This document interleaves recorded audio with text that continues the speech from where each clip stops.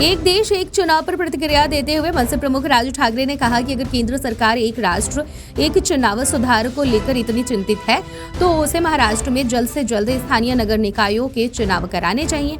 और उन्होंने कहा कि बृहन मुंबई नगर निगम सहित राज्य में कई नगर निकायों के चुनाव लंबित हैं। अगर चुनावों को इतना महत्व दिया जा रहा है तो पहले नगर निकाय चुनाव कराएं। महाराष्ट्र विधानसभा चुनाव को लेकर सभी राजनीतिक पार्टियां तैयारियों में जुटी हुई हैं। हर कोई जनता को लुभाने का प्रयास कर रहा है। साथ ही गठबंधन में सीट बंटवारे को लेकर बैठकें जारी हैं। इस बीच बुधवार को गणेश उत्सव के बाद अजीत पवार ने एनसीपी के विधायकों के साथ बैठक की।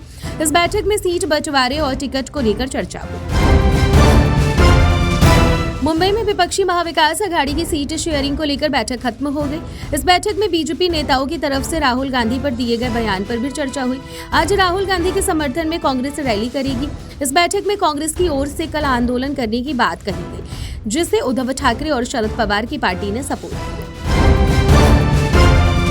बांग्लादेश क्रिकेट टीम के भारत दौरे को लेकर सियासत गर्मा गई है। शिवसेना यूबीटी नेता आदित्य ठाकरे ने कहा कि जब बांग्लादेश में अल्पसंख्यक हिंदू समुदाय के खिलाफ हिंसा की खबरें आ रही हैं, तो केंद्र और बीसीसीआई ने बांग्लादेश क्रिकेट टीम को भारत दौरे की इजाजत कैसे दे दी। और उन्होंने सवाल किया कि केंद्र बांग्लादेश पर इतना नरम क्यों है।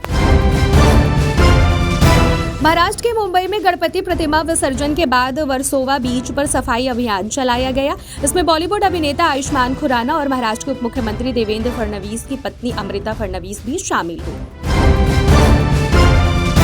महाराष्ट्र में कांग्रेस नेता वर्षा गायकवाड़ ने राहुल गांधी पर की गई टिप्पणी को लेकर बीजेपी नेता अनिल बोंडे और शिवसेना नेता संजय गायकवाड़ पर हमला बोला है। और उन्होंने सोशल मीडिया अकाउंट एक्स पर पोस्ट कर लिखा कि बोंडे नहीं गुंडे हैं ये। डीजे से ध्वनि प्रदूषण संबंधी एक जनहित याचिका पर सुनवाई करते हुए बॉम्बे हाईकोर्ट ने एक गंभीर टिप्पणी की है। हाईकोर्ट ने कहा कि जब गणपति उत्सव का डीजे हानिकारक हो सकता है तो ईद मिलादुन्नबी के जुलूस का डीजे क्यों नहीं। कोर्ट ने कहा कि डीजे का जो प्रभाव गणपति उत्सव में होगा वही दूसरे कार्यक्रमों में भी होगा।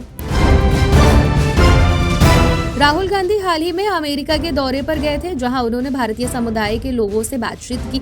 इस दौरान उनके बयान काफी चर्चा में रहे थे, जिस पर भाजपा ने राहुल गांधी पर विदेश में जाकर देश का अपमान करने की बात कही थी और उनकी आलोचना की थी। अब उनके आरक्षण वाले बयान पर रामदास अठावले ने निशाना साधा और कहा कि राहुल गांधी का पासपोर्ट रद्द किया जाना चाहिए।